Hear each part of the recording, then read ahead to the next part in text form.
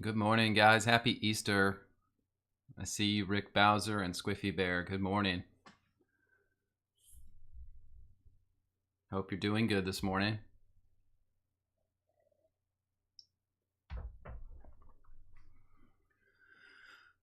Oh, man. It's a beautiful day. Man. At least so far, so good. Sevenhead, welcome this morning. Yes, Resurrection Day. Praise the Lord, for heaven's sake. Absolutely. Oh, why does it feel so groundbreaking to have Easter? Why does it feel so big? So good.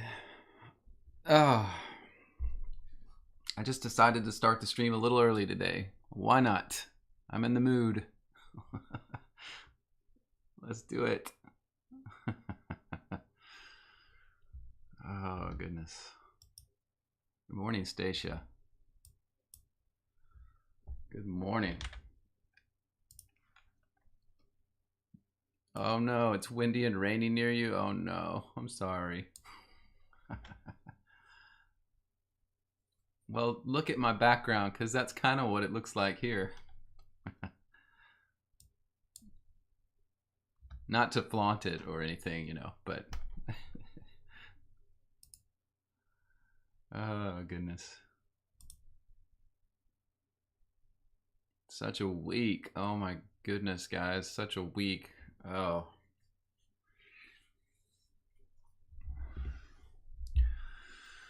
Ah, yes. Yes, Squiffy, good. You're correct. Like Sevenhead, it's good to have you this morning. I haven't seen you before, so I just wanted to say an extra special welcome. Thank you for being here. And feel free to mention. So the way I do this is take topics in the first 5 or 10 minutes, and then we'll talk about those different topics on the fly here in the live stream. So you are welcome to suggest a topic, and I'll put up my topics as of right now. I'll put them up so you guys can see them, so you're aware of what we've got. There's a lot on the board, but let's see here. I'm gonna got my chat a little different today. I think I'll keep it like this so that we can see the chats coming through. And there's our topics right now. So Northbound Believer is probably going to join us. Gave me the Holy Days, pagan or Christian topic because it's Easter. Wanted to talk about it. Good morning, Perusia. Welcome. Happy Easter.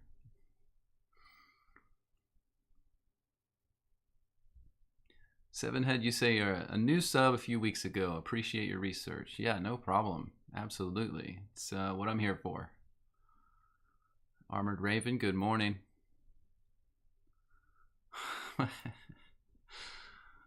I'm not just a 1 and a 0, okay, Armored Raven? Gummit. I'm real, see?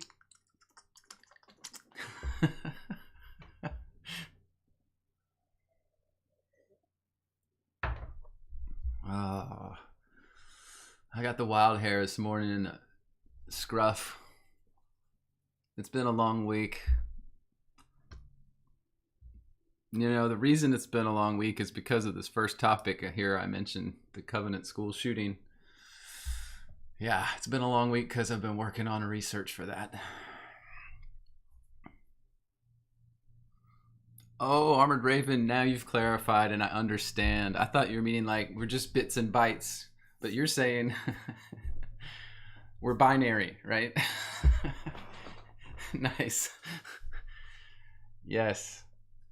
Yes. Yeah, I'm a 1. I'm definitely a 1.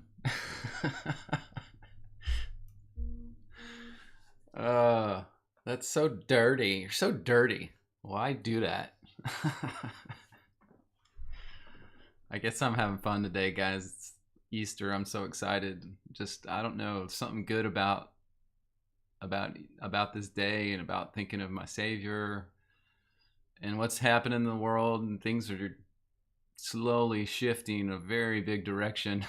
It's really cool. Maybe it's too because I'm really tired. I haven't slept much this week. Probably a combo. It's good. But at least I'm in a good mood, so. Yes. Well, go ahead, guys, and make sure you get in topics if there's any topics. Don't be discouraged by the large number of topics already on the chart. Some of these are, yeah, I may, again, I switch things up. No matter what's on the board, I'll put your topic on. So please add your topic if you have one that you'd like to talk about. Otherwise, I can talk the whole time on these things too, so that's fine either way. But there's quite a few I don't see this morning. Probably a few people are trying to join a local church body for their Easter morning. And I wouldn't be surprised at that. I also have that need for human face-to-face interaction. And I thought a lot about that today, or this week, but I figured this was pretty important. Wanted to be here for you guys, so I think that's the way to be. Good morning, Lisa. Good morning, Katie Turner from Mom and Sister Susie. Nice. Good to have all of you ladies. Thank you so much for joining. Stacia, you say, so when the term Easter is used in the New Testament, should it have been properly translated Passover? That's a good question. What version of the Bible are you using that says Easter? And that's so interesting that I want to do that one. But it kind of goes along with Northbound Believers topic. So what I'm going to do is talk about that all together. These holy days.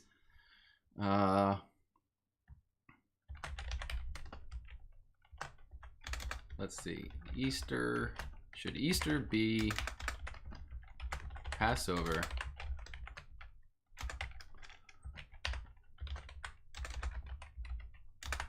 Stacia. I definitely want to address that, talk about it. Cornelius, welcome back. Good to see you. Ashton Nichols, good morning. You don't chase eggs in this house? No Easter eggs in your house? Oh, man. Maybe we have to make Easter the first topic, because it is Easter.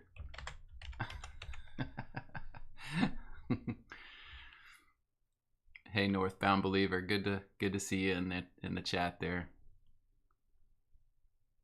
And you're saying, yeah, I got your topic, Northbound, for sure. That's what I have here as holy days, pagan or Christian, and then Easter. I think we're going to have to do that because that's what we're all thinking about today, right? No eggs, no rabbits, no Ishtar. We may have to look up Ishtar and talk about that a little bit. It's a very pertinent topic. Rafa Sieber, good morning. It's been a while since I saw you, brother. Good to have you back. Sevenhead, you repeat Ishtar. Yeah, that always comes to mind first, doesn't it, when we talk about Easter? Let's move my chat just up a little bit there. Okay. Stacia, you say yours was in Acts 12:4. Okay, that's great. Thank you for the reference. That helps. 12:4. Let's see what time we got. I've been on for about 10 minutes, but I started early, so I'll wait just a couple more minutes to make sure we get all the topics we want to talk about. You know something that made me mad this morning? Let me see if I can reproduce what happened this morning. When I was looking for backgrounds for my video, I did this. I just typed in Resurrection Sunday, and I went to images here on DuckDuckGo. Look at what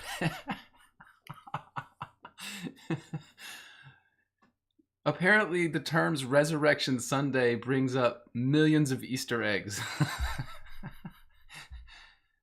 Is this what resurrection means to people? I guess so. I just was blown away. I saw the eggs and I'm like, oh man, I know we'll be talking about this today. So bad. Armored Raven, you expand the topic to Ishtar, Semiramis, Queen of Heaven, Ceres. And you say that represents Mary to the Catholics. Yep, interesting, interesting. I may have to get you guys to give me some help when we get to that topic, because I haven't done research, any heavy research on Ishtar, all these different pagan gods. So we will have to we'll have to get there. I'll need your help. So get your research fingers and head ready. Let's see if I can get this thing the way I want it. Okay, there we go. Armored Raven, you got me covered. Thank you, sir. That's gonna help. That's gonna help. We got a lot of swamp to trudge through. Ashton, you saying Aphrodite? Oh gosh, there's so many. It's true, but so it probably like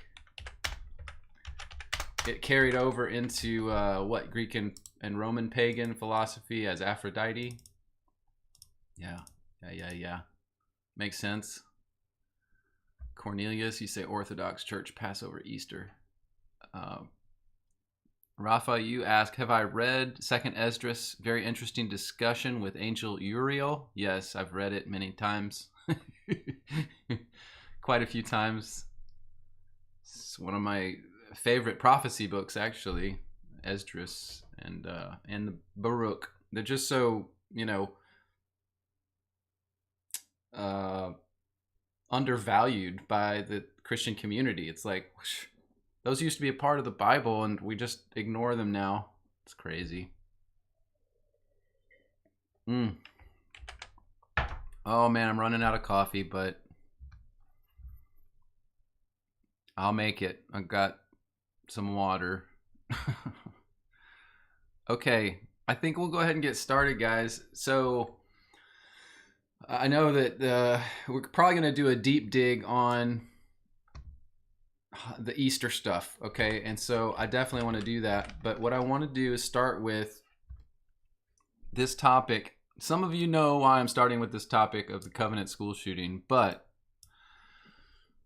let me put that on the board real quick, because this is important to me for a lot of reasons. I won't go into all that, but yeah, I know a guy.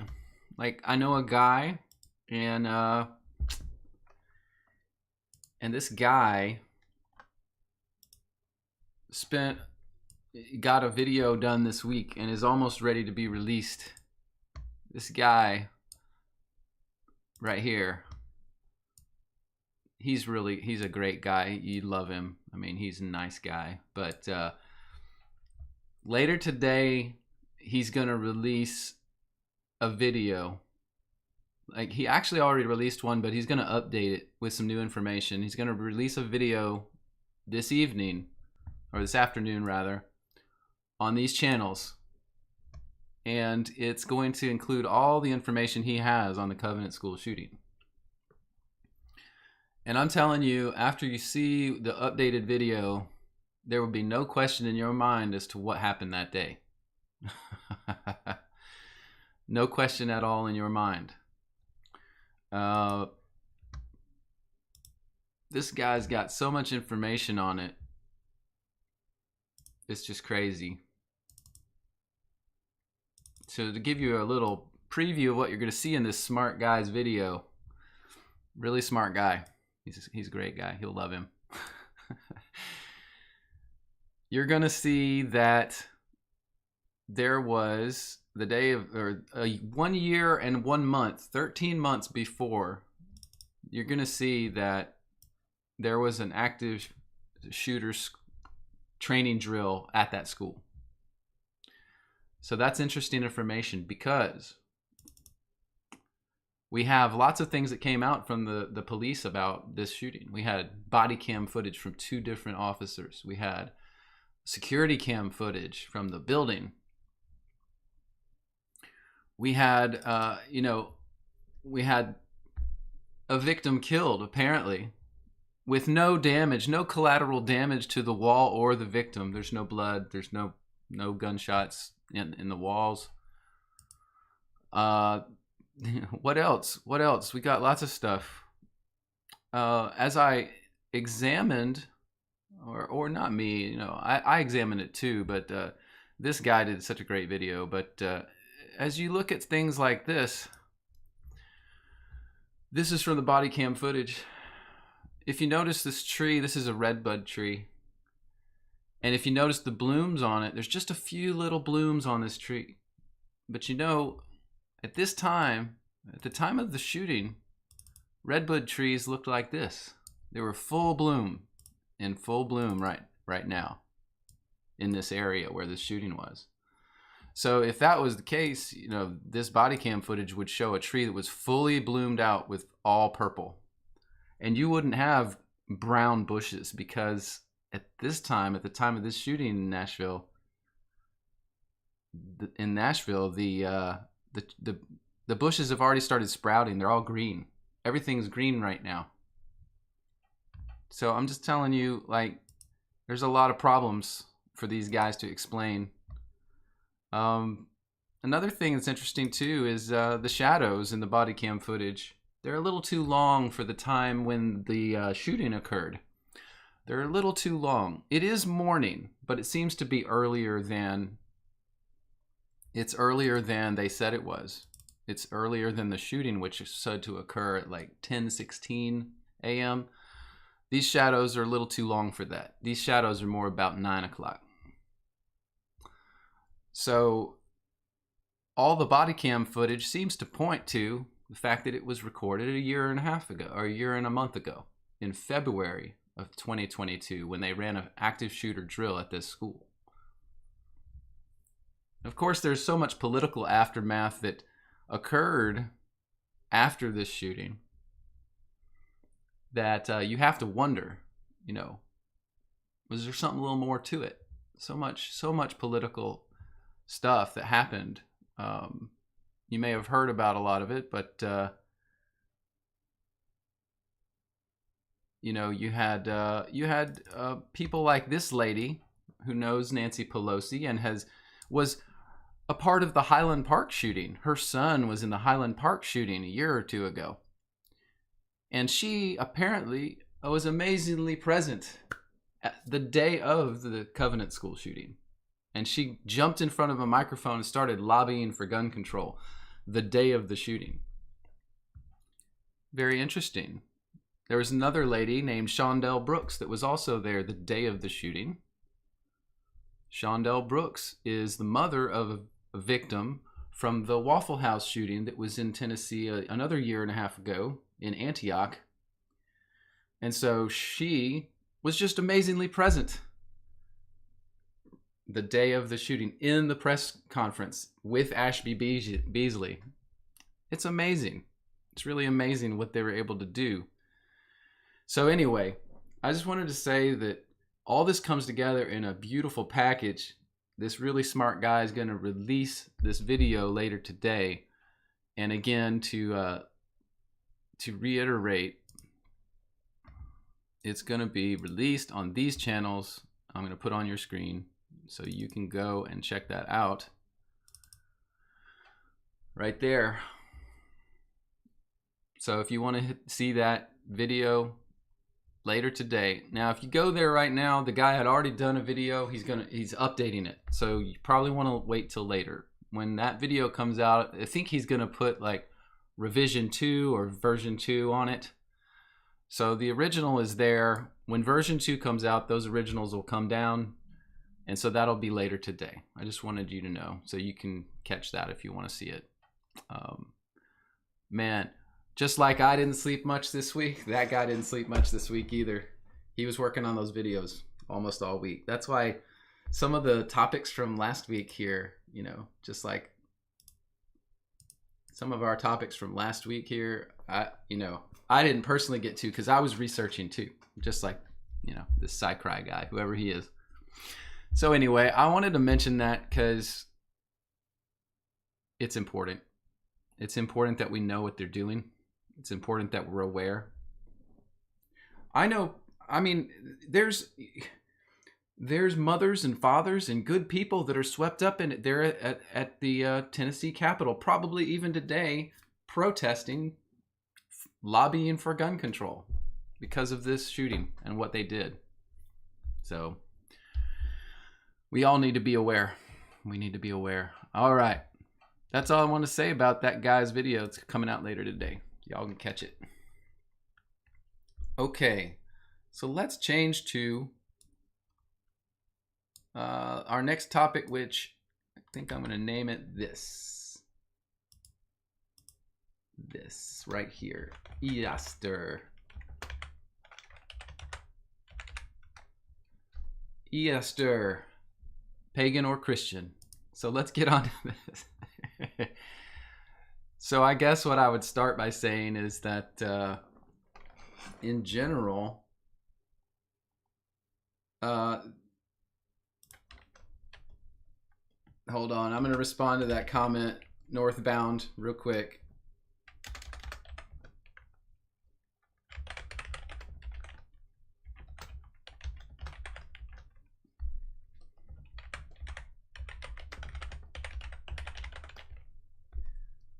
There, it's in the comments now. Happy Easter, Hound Jog. It's good to see you there. I hope you're doing well. All right, so Easter. Whew, let's do it. No more Easter eggs. No more. No. So just as far as a commentary, just my basic thoughts on Easter. Easter has been celebrated so long by Christians on the day we're celebrating it, that in general, the celebration of resurrection on this day, instead of, for instance, Passover, which just occurred on Thursday, is it wrong? Is it bad? Are you perpetuating evil to celebrate Easter today instead of on Thursday? No. No. I don't believe that. I never will believe that. I don't care if it's just like Christmas. If you think that, people that have a Christmas tree are druids, then you are mistaken. You're wrong. People that have a Christmas tree aren't druids necessarily.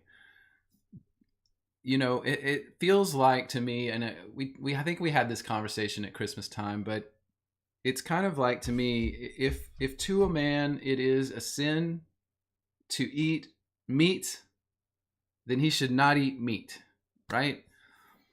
So if you feel strongly for you that celebrating on this day is, I don't know, evil, wrong, then I would say don't do that. Do what you think is right. Make your best effort to praise God and his son Jesus for what they did, and go about your business, but don't attack other Christians for what they do. I mean, you would have to admit that 99% of the Christians that celebrate the resurrection on the Easter day they are good people. Like, they are trying to do their best, right? They're doing their best to do what they think is right. So you can't fault them for trying based on what they know to do what's right. We can't do that. Now, I will say this, and Cornelius, if you're on still, your topic a few weeks ago of quartodecimanism opened my eyes, okay?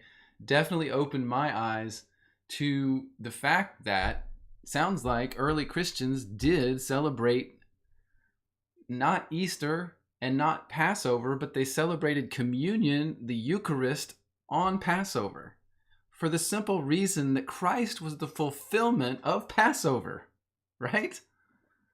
To me, that's amazing. And so, I didn't actually celebrate Easter on Thursday this week, but I was thinking about it all day because I was like, that's what should happen. I think that's what should happen.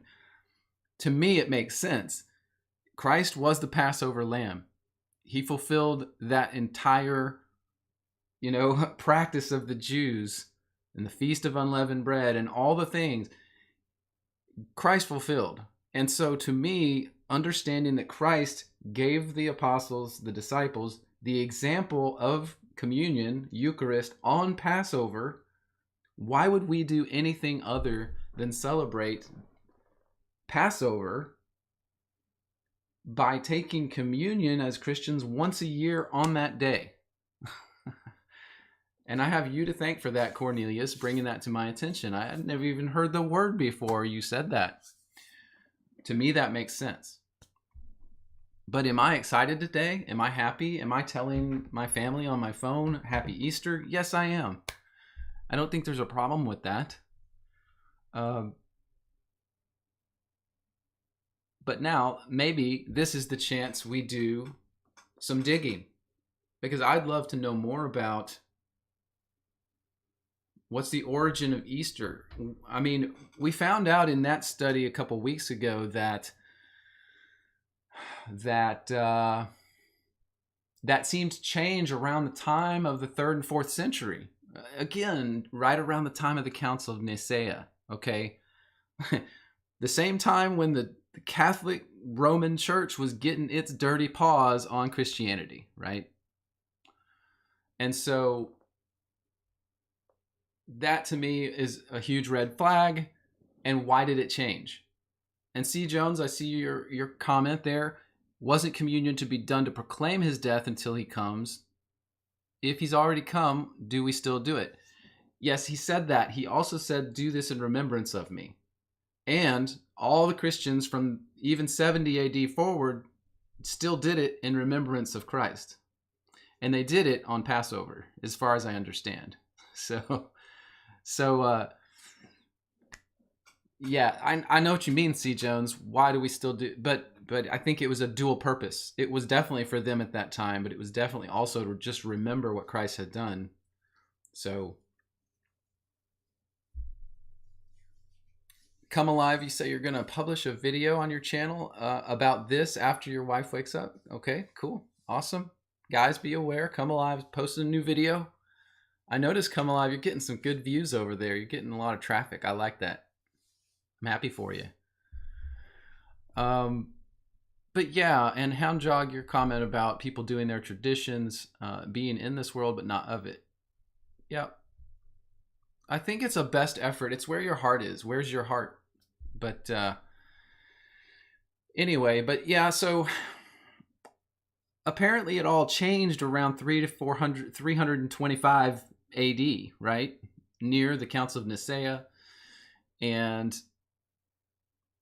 I can't understand, is it just that it went to the celebration of Aphrodite or Ishtar, as we've been talking about? So maybe this is the point, like I said, where we start digging in. Armored Raven, you stay away from anything that glorifies the enemy, Ishtar and Saturnalia especially, but there are many who don't know what these holy days really mean. Okay, gotcha. So what we'll do is we'll start searching a little bit. Let's just dig on Ishtar a little bit here. And it is, they conflate a bunch of pagan gods. So they call it Inanna. That I think is the either Babylonian or Sumerian name for Ishtar. But we'll just read a little bit here. Let me make it big so y'all can see. There we go. Whoa. All right. Inanna is an ancient Mesopotamian goddess of love, beauty, war, fertility, also associated with sex, divine law, and political power. Originally worshipped in Sumer, as I mentioned, Sumerian, under the name Inanna, and later by the Akkadians, Babylonians, Assyrians under the name Ishtar. Okay, so this would have been Ishtar would have been a peer of Baal and a peer of Marduk in Babylon, right? So I think just so we have clearness on where that all comes from, same place. patron goddess of the Iana temple in the city of Uruk, the queen of heaven, blah, blah, blah. That sounds to me like one of the demiurges of the Gnostic philosophy, because, you know, there were female and male archons that came out of the demiurge and then had all sorts of generative procreation. So there was a whole tree pantheon of these deities. And that, to me, if she's the, quote, queen of heaven, to me it sounds like she was seen as one of the top archons in the Gnostic pantheon. Inanna was worshipped in Sumer in the Uruk period, 4000 to 3100 BC. That's really old. That's just after the flood, by the way, if that's true. Again, dating is hard with these ancient things. Sometimes I don't trust their dating, but we'll take it for what it's worth right now. The cult of Inanna Ishtar may have been associated with sexual rites, continued by East Semitic speaking people, Akkadian, Assyrian, Babylonian. So that's still talking really old.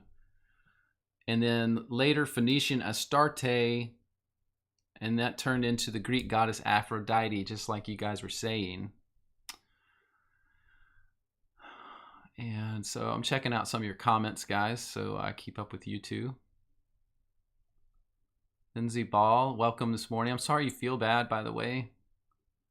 You say you've been watching Cultish on its Easter pagan, and the myths only seem to be a few hundred years old. Interesting. Interesting. The Aphrodite cult continued to flourish until its gradual decline between the 1st and 6th centuries CE AD. I hate the stupid BCE and CE crap. It's AD, man. Why'd you change it?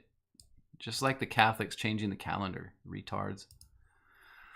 Inanna appears in more myths than any other Sumerian deity.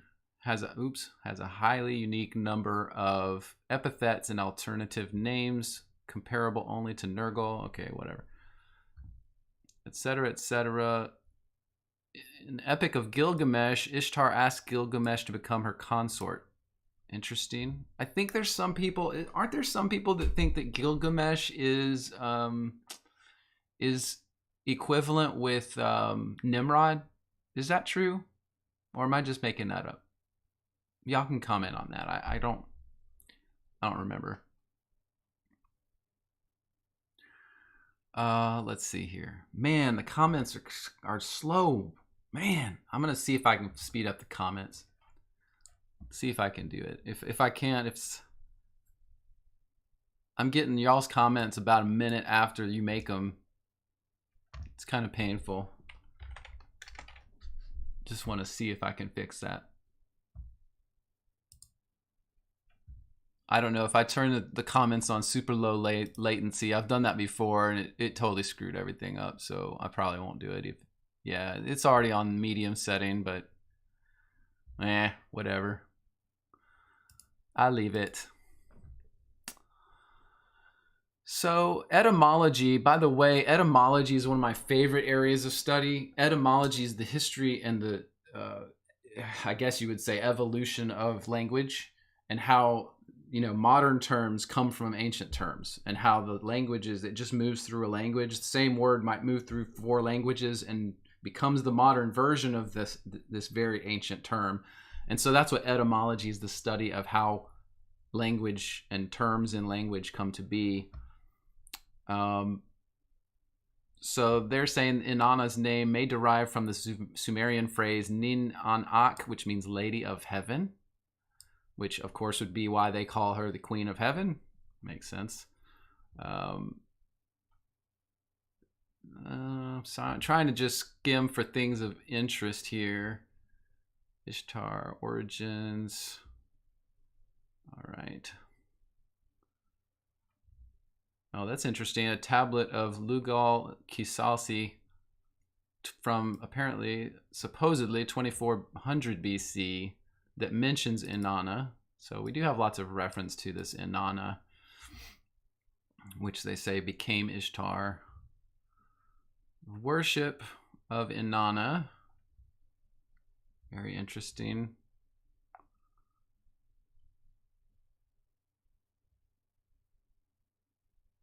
Now, I guess one thing that just came to mind, guys, we talked about this being Aphrodite in the Greek pantheon, and if I'm not mistaken, probably some of the references in the New Testament to temple prostitution, that was probably due to the worship of Aphrodite in the temples. So the temple of Aphrodite, this goddess of beauty, sex, war, all these things, they probably had the temple prostitutes there in the temples of Aphrodite, where you could go and essentially worship the goddess by consorting with the prostitutes, right? I think that's probably a correct assessment of how that went down. So this Ishtar worship, Inanna to Ishtar, and then Aphrodite probably manifested as that in the New Testament. So you saw the temple prostitution occurring, especially in Corinth. And that's what Paul was talking about. That's why he spent a lot of time on sexual sin in 1st and 2nd Corinthians. But that makes sense to me. I'm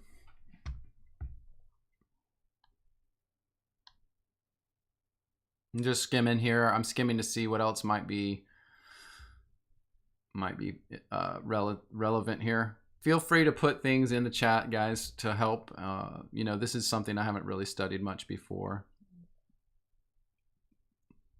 I'm going to do this too.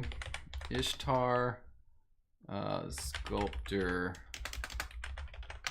What I'm going to find, see if we can find some ancient like representations of Ishtar. Let's see. This one's from Walmart. I don't know if I trust that that's actually one. Walmart's got an Ishtar right there.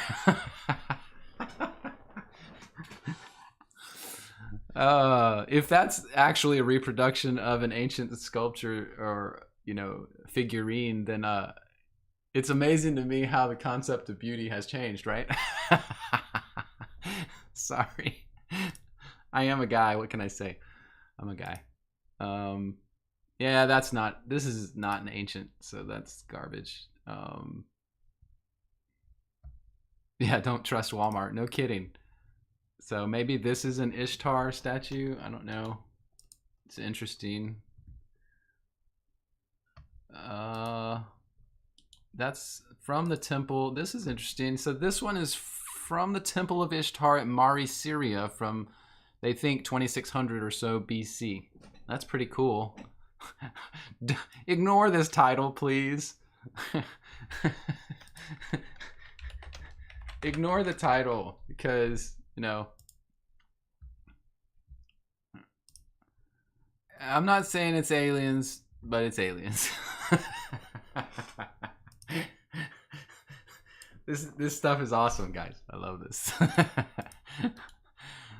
So yeah, ignore that they think this is an ancient astronaut. No, sorry. It's actually an angel demon hybrid.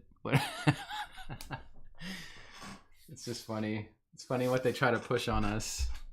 They would much rather us think that these are ancient astronauts, that they're aliens. They don't want you understanding the interaction of angels with humanity, because then that blows their cover. So I'm just saying we have to be aware of this. It's going to come constantly and forever. They're going to try to push the alien agenda.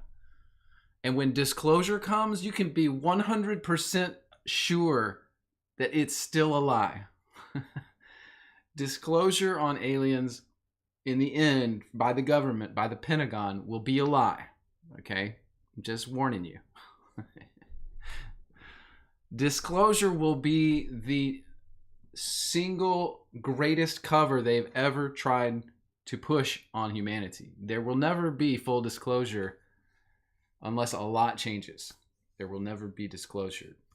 Because how would the US government and other governments around the world disclose the fact that they cooperate with demons? That they have occult groups inside their dark projects that actually communicate with demons and can connect to the spiritual realm. I need to get my friend Psycry to do a video on this, because he knows this stuff and is good at getting the research together. He needs to get some material, because I know he's seen it before. Material on whistleblowers that have said, we have seen the occult groups in the government. I have gone into rooms and seen them conversing with demons through portals. I actually have seen, heard that testimony before. So anyway, Nick Redfern's book, what's it called? Nick Redfern's book. Gonna have to look it up. Can't stand it. Nick Redfern, Collins Elite. Nick Redfern's book, The Collins Elite. Hey, look, it's on archive.org. Is that real? Oh, this is an audio book. It might actually just be an interview with him, but I have this book. I've read it cover to cover. Nick Redfern's book, The Collins Elite. It's a clandestine group he found by whistleblower testimony within the government, within like dark projects, that their whole task was to identify the source of alien activity using occult practices. And they did it over a period of decades. Very interesting stuff. So anyway, that rabbit trail is so much fun. I just have to admit. Okay. Back to Ishtar though. Just interesting. Oh, have you guys seen these statues? Remind me of something. Let me I'm gonna have to pull this off screen because I don't want you to see what's gonna come up in this search. Statue, I think it's in New York.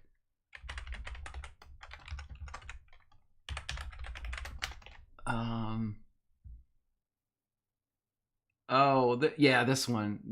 There's yeah, you'll see why I couldn't search for that. I believe this is an Ishtar statue. And let me see if I can figure out where that comes from. Yeah, it's New York. It's in New York. And it is Mikhail Chimyarkin's bronze iconic landmark Cybele, goddess of fertility and abundance, stands on a Prince Street sidewalk at 15 feet tall with 8 pairs of breasts, 4 pairs of buttocks, 3 animal heads, and a human face. There you go. There's Ishtar in New York City. Happy Easter. Happy Easter. Oh my gosh. What are these people thinking, man? What are they thinking? It's a Kardashian station.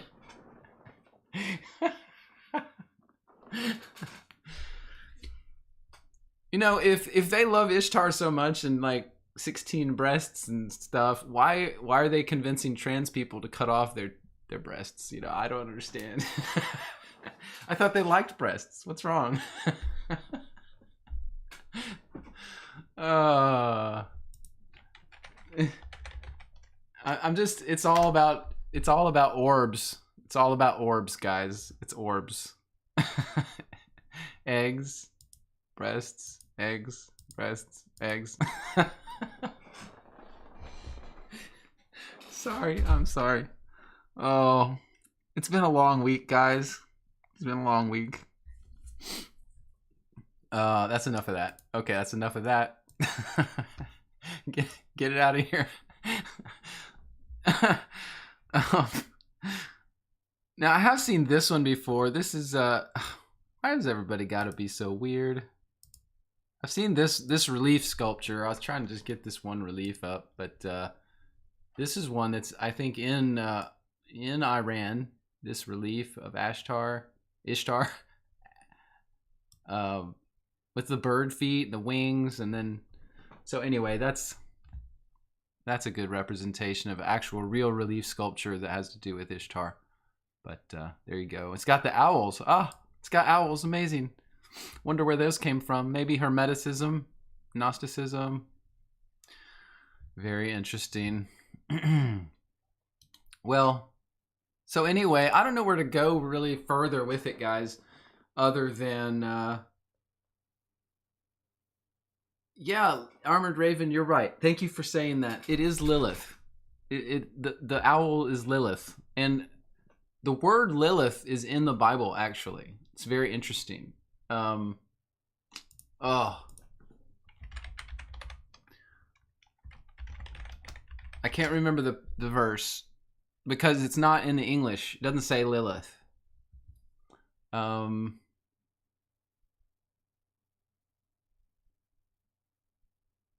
yeah, Isaiah 34:14. Let's go there real quick. I'm curious to follow this thread a little bit.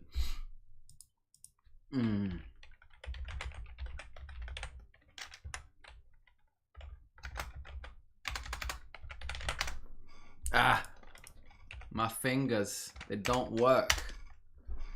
Okay. Isaiah 34 verse 14. The wild beasts of the desert shall also meet with the wild beasts of the island. The satyr shall cry to his fellow. The screech owl also shall rest there and find for herself a place of rest. Oh, that's interesting. What's the screech owl? The screech owl is our lovely friend Ishtar. Or Lilith, actually. I'm sorry, Lilith. See, and here it is, Lilith. See that? That's the Hebrew.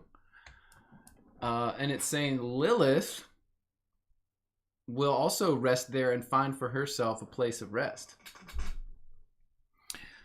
So, very interesting, yes. They translated it as owl, which is interesting too, because owl was the representation of the goddess, right? Very interesting. Very, very interesting. And if you... so, I did a study and a set of videos a long time ago now. 2 years or more ago. It was a study on Satan. And if you understand where Lilith comes from, the ancients felt like Lilith and Samael were two sides of a coin. Like they were actually the same god in a way, but the two genders in the same god. So where do you think we got the Baphomet from? Which is a multi-gender, it's both genders together. Baphomet is Samael and Lilith. And the ancients also have, there's a relationship between Samael and Lilith as this transgender unified god that relates directly to Satan. Satan was known also as a dual gender identity being by many of the ancients. So there's all of this connection between Samael, Lilith, and then if we take Ishtar, which could be the female aspect of that deity, now we've connected all of these things to Satan himself. It's just a very interesting study. I kind of want to show which videos those are if you're interested, because I got mad at people because they kept saying, full preterists kept saying that Satan was dead, and I felt like that was really stupid.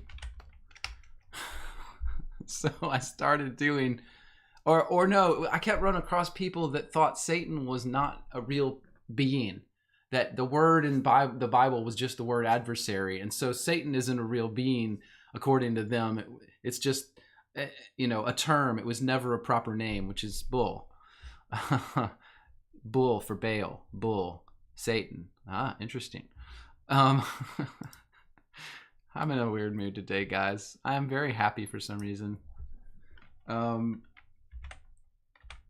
Let's see if Ishtar... No, I didn't think so. I think I actually named it Lilith. Yeah. I did this video series called Who is Satan? And this is part 3. It's a 6-part series. If you don't even know who your enemy is, then how are you going to defeat it? So this whole series is on all the different names for Satan throughout history, or different names that people thought were Satan throughout history. And so I analyze every single one. And so yeah, this was fun, but I hit in this video Samael and Lilith. Move that over so it's a little more, you can see it. I guess I'll put the I'll put the link in the chat for you.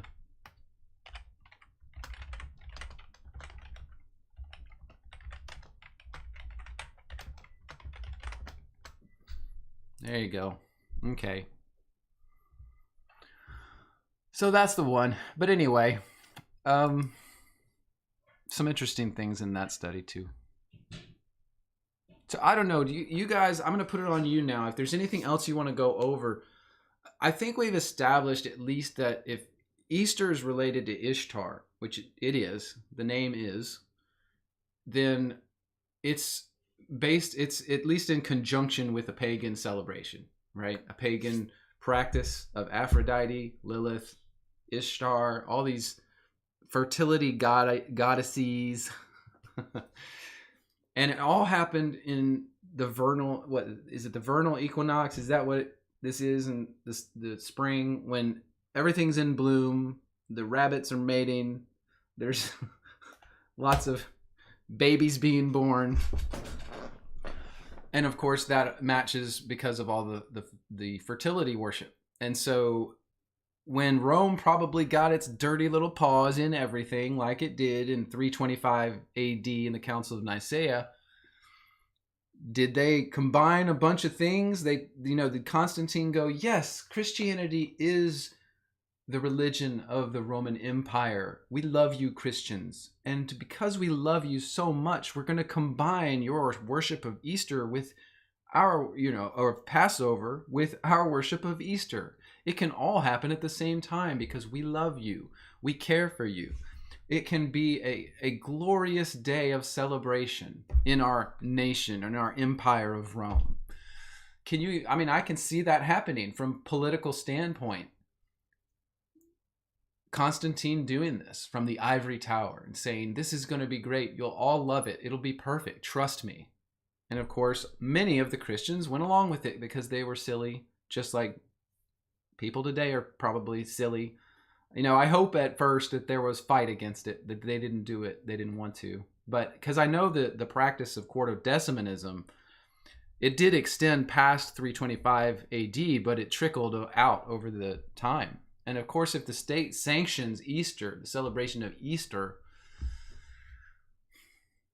then there's all the power of the government moving behind it. And so over time, it whittled away at how many Christians actually celebrated on the correct day. And more Christians just started celebrating on Easter, on the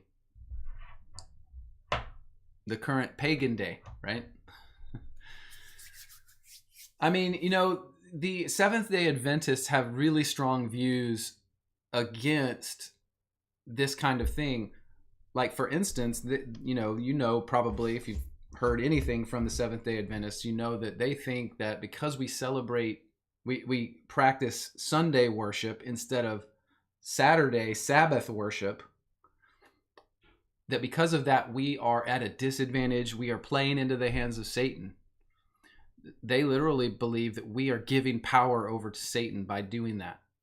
That's it's more than just you're wrong. It's like you are aligning yourself with the devil if you celebrate worship the day of gathering on Sunday. That's what the Seventh-day Adventists say. I'm not saying they're right, but they have a point in that, the Sabbath was always Saturday. And the whole modern argument that, we gather on Sunday just because Jesus rose on Sunday, I'm not sure that that's a good argument. I'm not sure that's a good argument. So it's very interesting. Very interesting. Come Alive, you said you used to attend SDA services. It's interesting. So how do you feel? Did you reject a lot of your SDA understanding? I mean, do you still hold some of that? Or you tell me. I'm curious now. And man, some say, you know what? This is one thing I want to throw out here. And those of you who are on the channel regularly or are interested in this, I wouldn't mind interviewing some of you.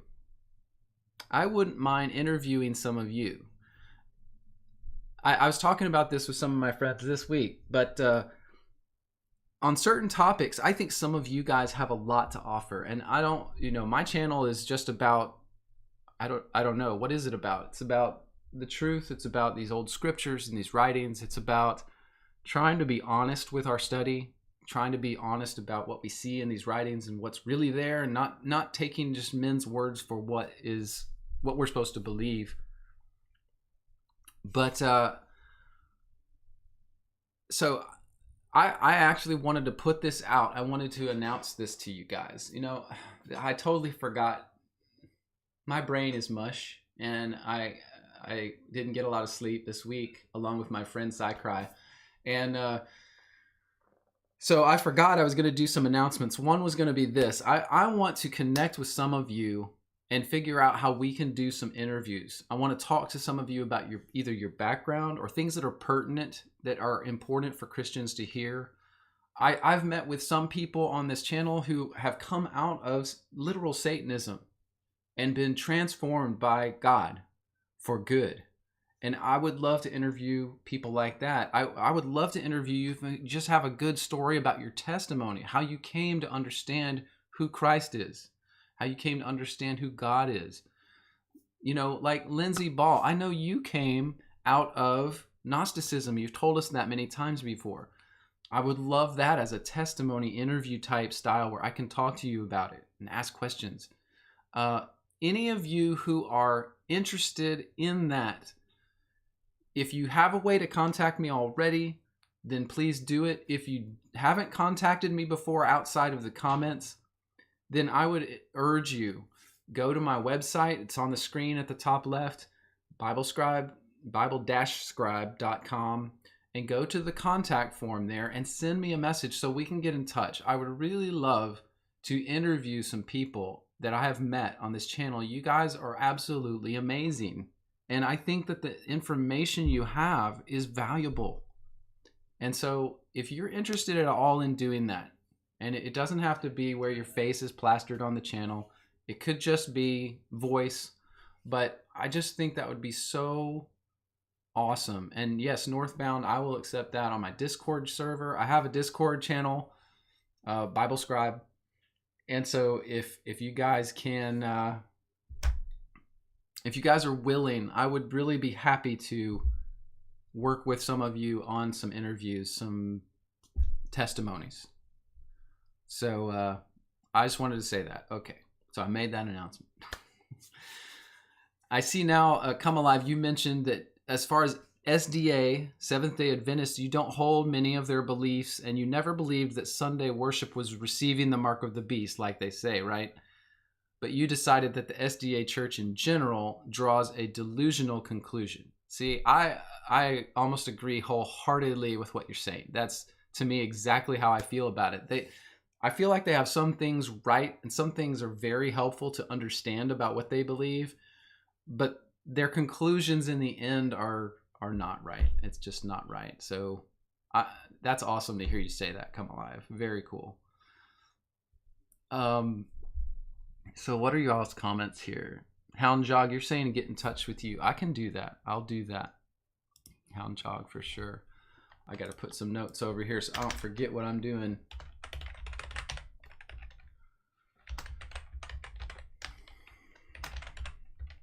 I'll reach out to you and we can talk. Lindsay Ball, you say you're way too shy. Sorry. Doggone it, Lindsay. I'm telling you, you should do this with me. Lindsay, you should do this. Don't be shy. Do you know, Lindsay, by the way, this is just insight into who I am. When I was young, I was very shy. I was an introvert. I still am an introvert. It's just I've learned to develop this ability to talk and present to a point where I never thought I'd be able to do what I'm doing now. Okay. But I was just super shy. And it's funny because I see it in one of my kids who is really just almost shuts down at having to go and talk to people, you know. Almost can't do it, you know. It's just interesting. But if that's the way you feel, I understand. I'm just telling you what my experience was. I would love to interview you about some things if you ever wanted to do that. Armored Raven, you say they were baptizing in the name of Ellen White at your old SDA church. You were SDA too. See, this is the interesting thing, guys.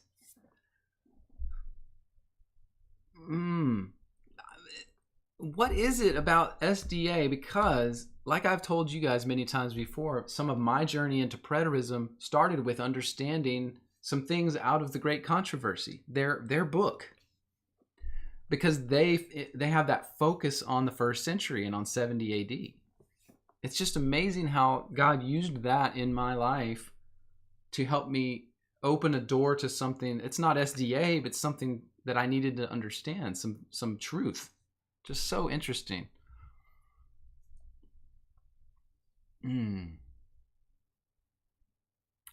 Squiffy Bear, you said here, think about the days of the week and what they are named after. Do we align ourselves with Satan because we live within this framework? I don't think so. I think that's a good point, Squiffy. It's a good point. We're not aligning ourselves with Satan. I'm putting on the screen, there's your comment there. We're not aligning ourselves with Satan because of the dating. I mean, here's another way to think about it. In the case of something like a crime being committed against you, let's say I go out and say something about a person that they don't like, whether it's an insult or just something that's true, but they don't like it. And they turn around, and I know they're a dangerous person, and they turn around, they come kill a family member of mine. Okay, let's think about that scenario. I did something they don't like, so they in turn committed a crime against me. Let's say I even might have known that they might do something like that before I said the thing. So I know in my head that this person, Jack, is an evil guy. He's bad, and he'll probably do something in retaliation against me if I say something about him he doesn't like. But I know it's right, and I say something against him that he doesn't like, and he comes and he kills my brother. Now, was I responsible for that murder? Was I? No, I was not responsible for that murder. Even though I knew that person was evil and probably going to do something bad, I did the right thing. I spoke in truth against that person, and they did something evil to me or to someone I love.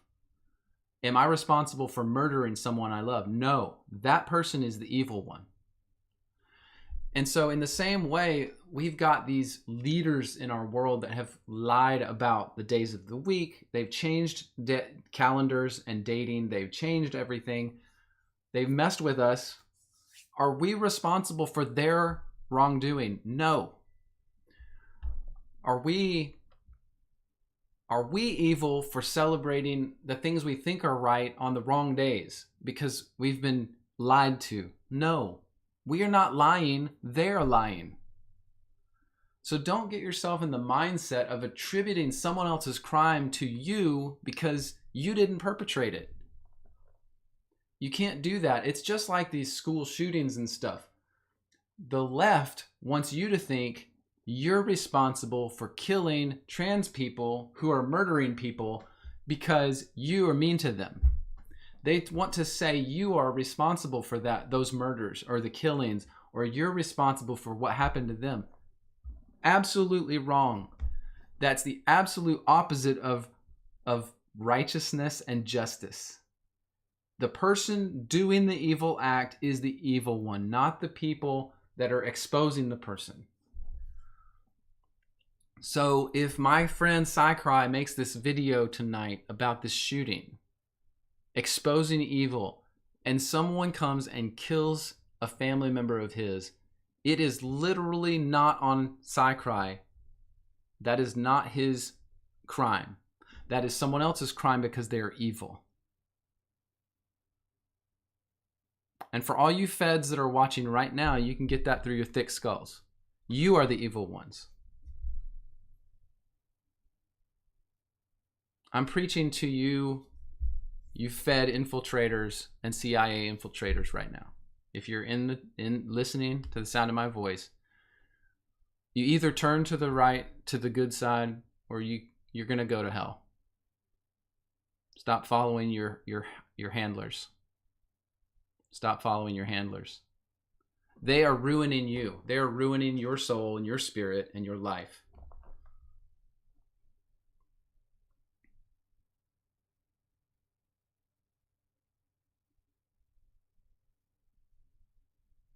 I see Katie Turner. Now that I've preached to the feds in the channel, Katie Turner, I see your comment, and I agree with you. How do you, if it's not the correct date and you know it, then aren't you responsible to change? Yeah, I agree. You know, you should do what you think is right. You should, 100%. If you think you know, you're right. But then Squiffy Bear, your comment is well taken. How certain are you, Katie, that it's the correct date? How do you... So guys, listen to this. Listen to this. The calendar used to be based on the cycle of the moon. Period. So the first day of a week was totally different. Our weeks are not based on the right days anymore. Our weeks are probably shifted, offset from real weeks. So nothing's right. Do you get the power of that? Do you get that? I mean, nothing. I mean, I get. So, Katie Turner, you're right too. I mean, if you feel something's the right thing to do, you should do it. 100%. You and your family. By the way, I'm so happy again that your mom and your sister are with us. Thank you for joining, listening to me rant this morning and goof off.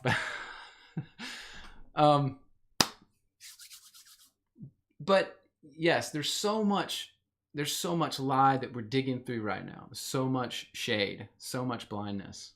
It's hard. It's hard to know. It's hard to know what's right. Because if I said I'm going to change this stream to be on Saturday every week, it's still not Saturday. It's still not Saturday. I don't even know what to say about it anymore. It's mind-boggling, isn't it? They are the evil ones, not us. Do you see how that works? They're the ones perpetrating deception. So they are going to be, in the end, accountable to God for that. We will not. That's how it works in law. And God is absolutely holy and just. So when we stand before him, did you worship on Saturday or Sunday?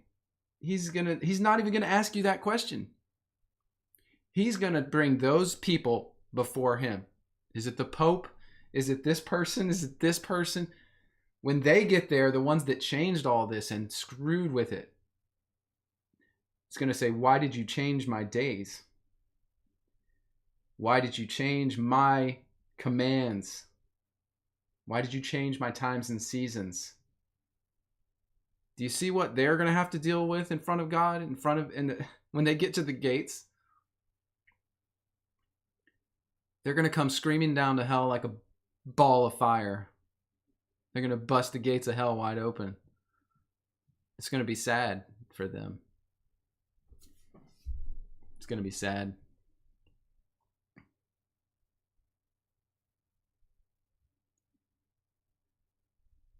Chris Lucas, you say I'm 100% wrong about not knowing the day of the week. It has been the same. It might be. It might be. I guess I haven't looked into it. But if our months are 31 days, there's no way it lines up with the original months and days and weeks. There's just no way, Chris Lucas. There's no way it lines up. You can't squeeze a 28-day lunar cycle into a 31-day month. I mean, you can try. I mean, we do stick to the 7-day week. That's good, I guess. 7 times 4 is 28. 7 times 4 is not 31. Anyway, I don't know.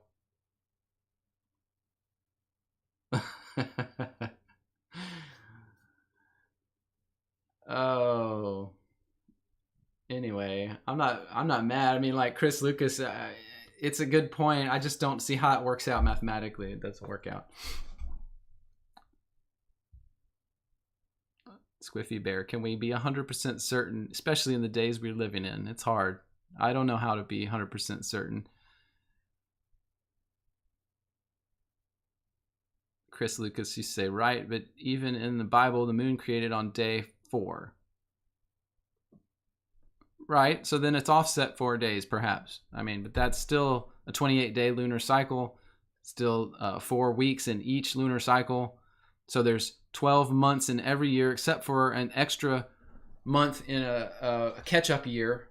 That's what the ancient Hebrews used, was the lunar cycle. So they would have one extra month every few years to catch up all the days.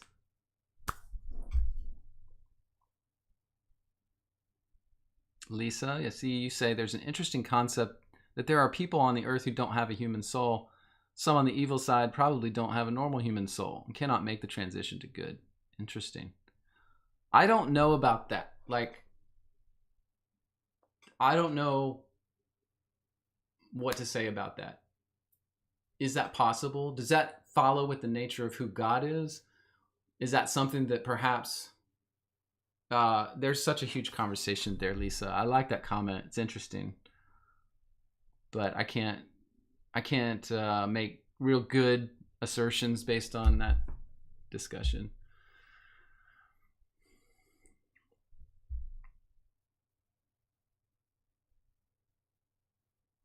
Captain Obvious, you say 28 days times 13 would be 364 days, one short of our year. Yeah. I need to do a study of that particular thing, because there's a calendar system mentioned in the book of Enoch, and I just really haven't taken the time to like zero in on it exactly. But I do know that the zodiac, which we all know about, came from the Mazzaroth, which is Hebrew, which is ancient, and that is, if you can imagine the fact that the signs of the zodiac, the constellations in the sky, were literally the banners of the tribes of Israel. And that God put that in the sky as a marker for all humanity. If you can imagine that, then you're starting to imagine what I see for that video is understanding the Mazzaroth, understanding the lunar cycle well enough to explain it. I would and should do that research. I think it would be a very eye-opening body of research. But I will be 100% honest with you, Captain Obvious. I have not zeroed in on that enough to answer, your comment there. Yeah, Stacia, you say you sense a calendar video coming soon. Please do it. I think that would be a good thing. I think it would help.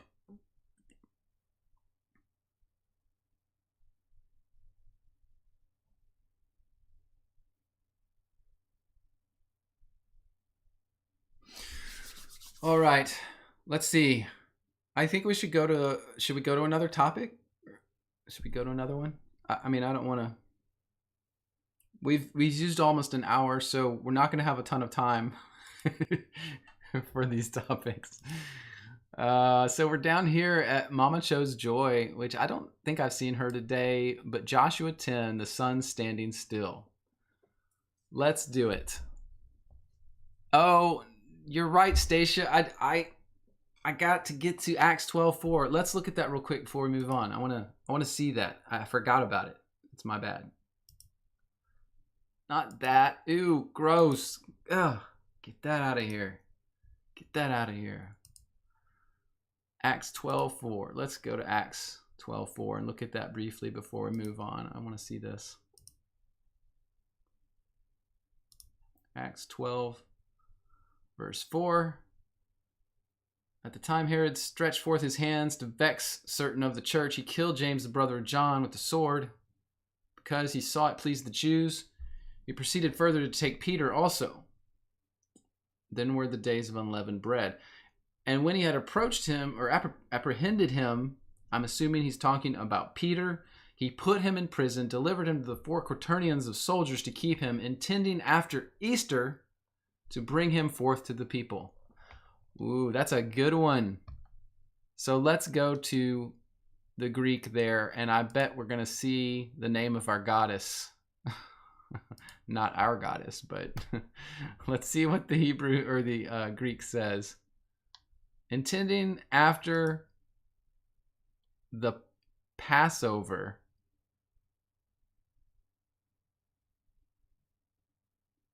Pascha, Passover. So in Greek, the word is Pascha. I'm looking up the word. It's always translated to the Passover supper or lamb. So it was Passover, not Easter. You were correct, Stacia. It should not be translated Easter, but it is in apparently the King James. Yeah, that's sad.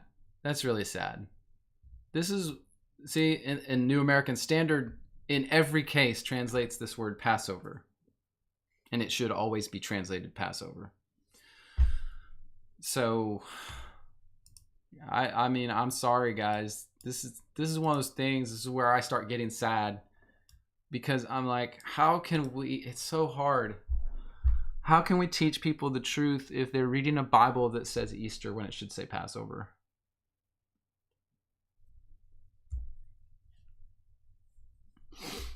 God in heaven, help us. Help us break through this barrier of blindness. Thank you, Lord.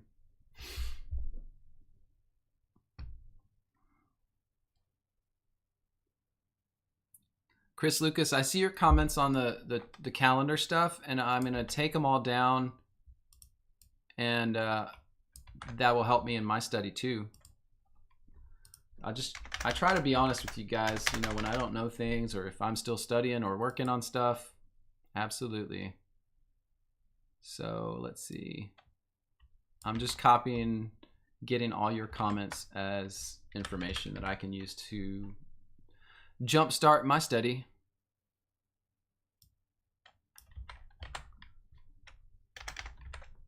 All right, I think I've got them all. Yes, Chris Lucas. Thank you for your input, though, Chris, for sure. I just really appreciate you. I don't ever have a problem with people bringing up, you know, contradictions, conflicts. So, okay, but yeah, Acts 12:4 shouldn't say Easter. Boo on the translators. Boo on translators. I don't know. That's crazy stuff. All right, let's do this one, which I know, even if Mama Chose Joy isn't on, Katie Turner, you're gonna love this one. I know it. I knew it. Joshua 10, the sun stood still. So let's go to Joshua 10 real quick. Joshua 10.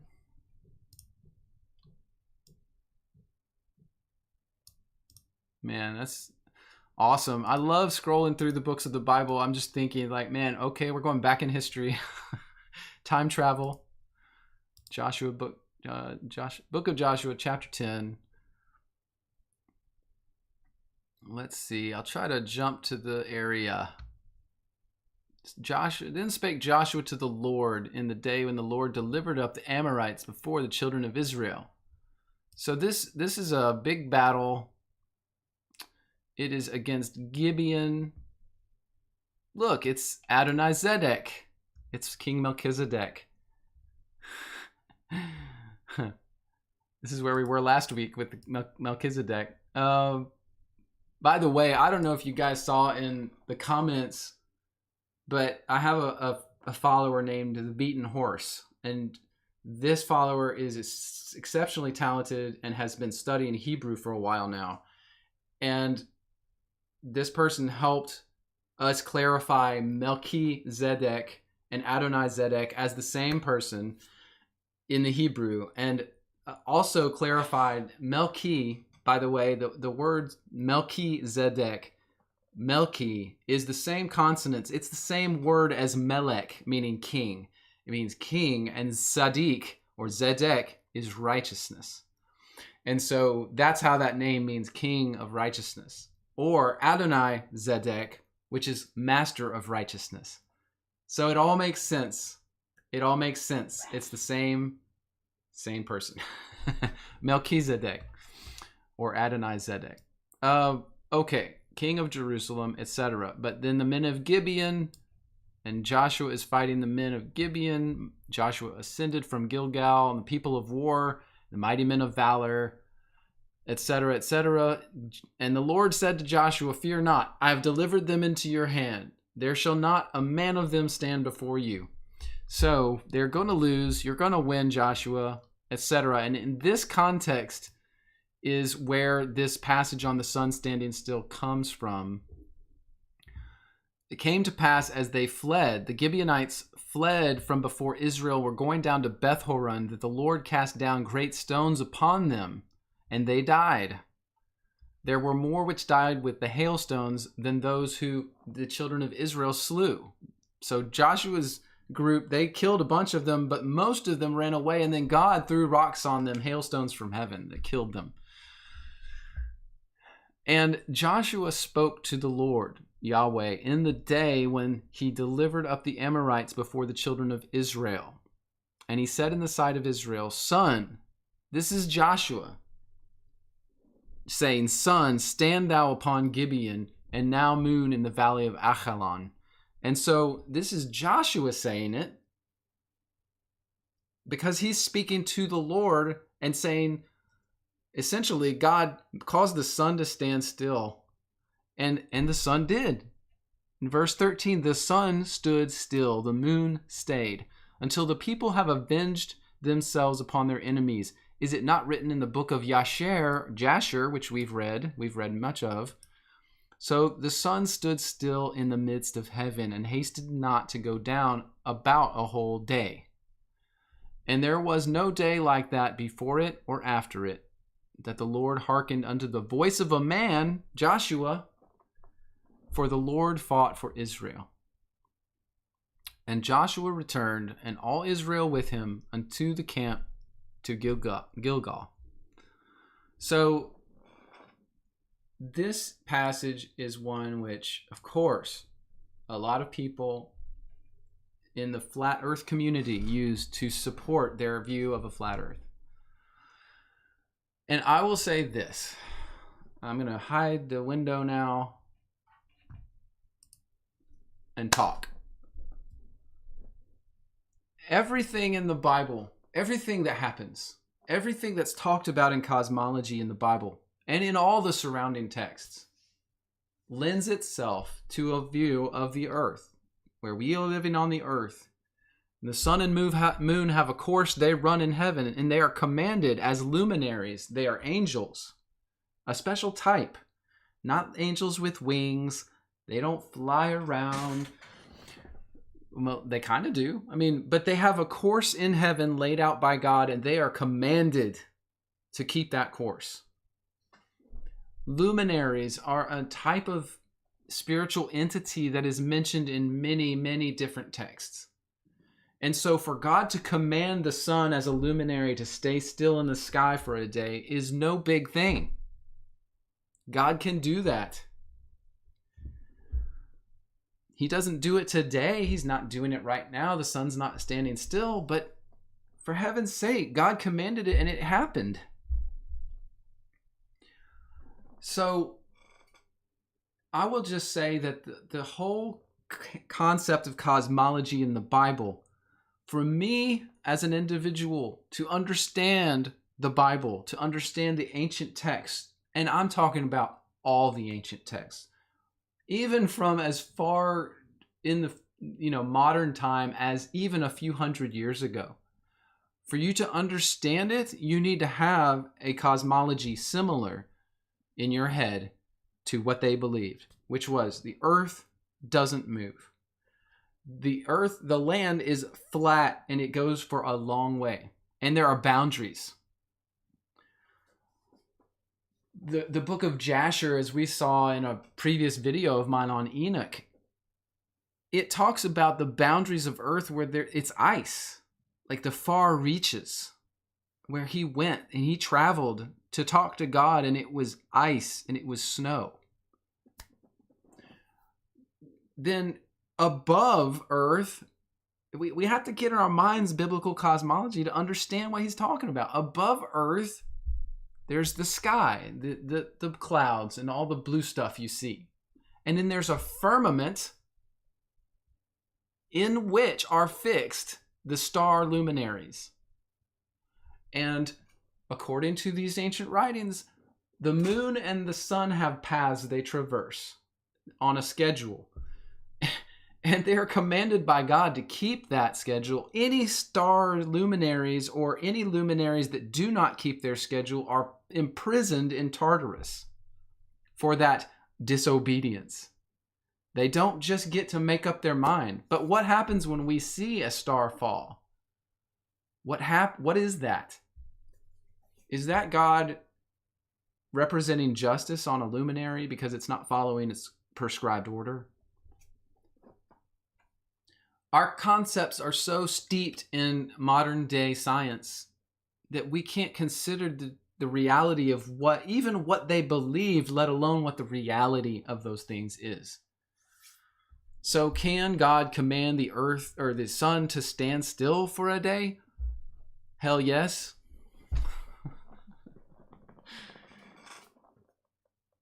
And I will say this. If you read all the ancient texts with a globe and current cosmology mentality, they won't make a lot of sense. It won't make sense to you how the tent of meeting in the Old Testament perhaps represented the earth. How it could have represented the earth and the footstool of the Father. There's a couple people that have done some research on the format of the tent of meeting and how God had explained them to set up that structure, that it actually isn't prescribed as a square, but as a circle, and that it represents the physical plane and the footstool of heaven, the footstool of God. So I'm just saying that if you open your mind to the cosmology in the Bible, you will understand things like that better. Because in your current cosmology, in the modern cosmology of science, of Jewish science, you will see the sun as this body that's on this huge trajectory through the universe. And our planet's all spinning around it in such a huge, high speed and a orbital trajectory. And for us to understand with that mindset what happened in Joshua chapter 10, we have to put all that aside because it doesn't make any sense how God could stop all of the universe so that at that one day everything was still. Not that he couldn't do that, but that doesn't make sense in our cosmology, does it? Because not only would the sun have to stand still, the earth would have to stand still, and all the stars and all the planets and everything else. Essentially, God would have had to frozen the universe for a day while Joshua won the battle, right? So the modern Jewish scientific cosmology, Platonic, Stoic philosopher, Gnostic cosmology, which essentially comes from men's brains, not from real testing, real science, does not allow for God to do what he did. Does not allow for God to do what he did. So you have to be at least willing to understand their view on cosmology for the Bible to make sense. At the very least, I have accepted that cosmology as the one by which I operate my life. Because everything I study, everything I care about, everything that's real makes sense with that cosmology.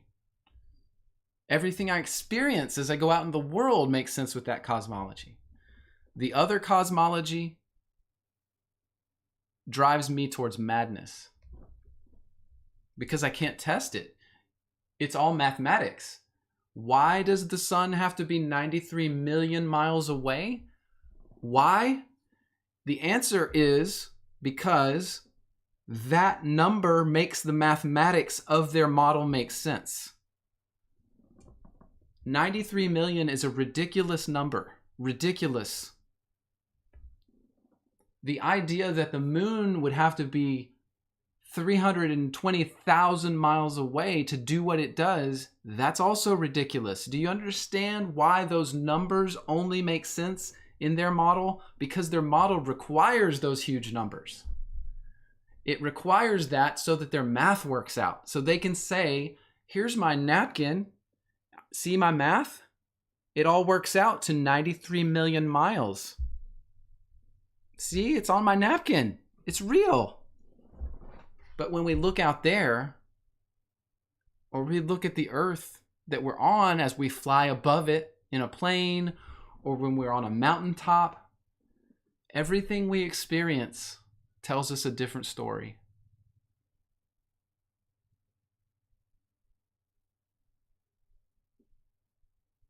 Praise you, Father in heaven.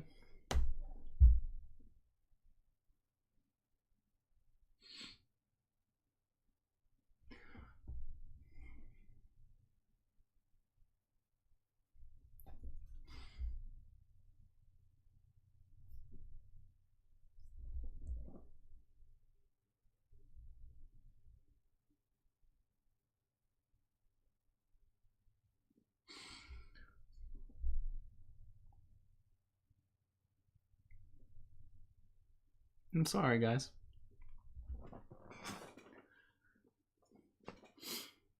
Praise you, Father.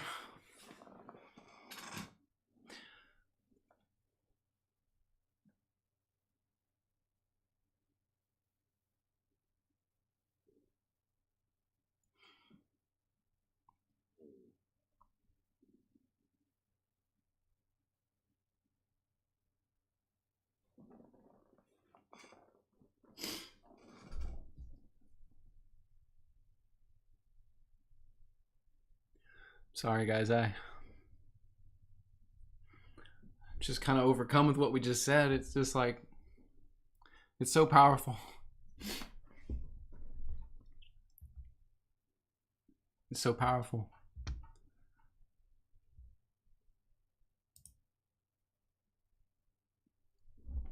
Oh, goodness.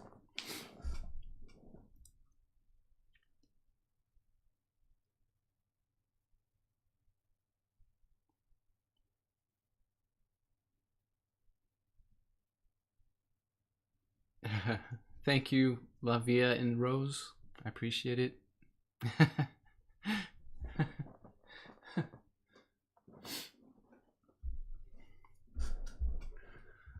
Oh, now that I've messed it all up by crying like a baby.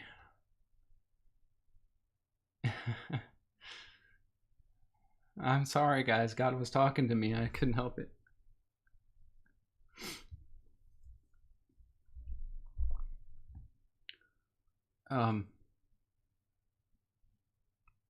I feel like that's enough for that topic. Oh, goodness.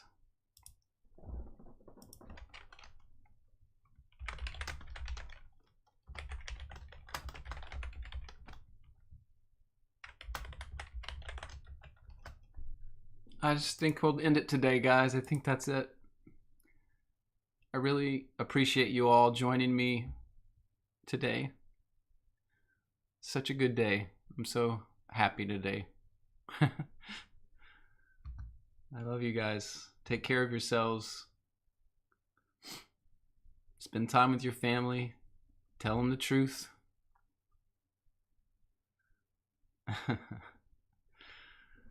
Eat some eggs if you want. I don't care. I'm probably going to have some eggs. I like coloring eggs. I just do. I don't celebrate fertility, but I like eggs. We got some jelly beans to eat too, I think. Just praise the Lord in heaven today. Praise him as you think about what he did. And he sent his own son for you to redeem everyone who wants to be redeemed. He made a way. He solved the problem.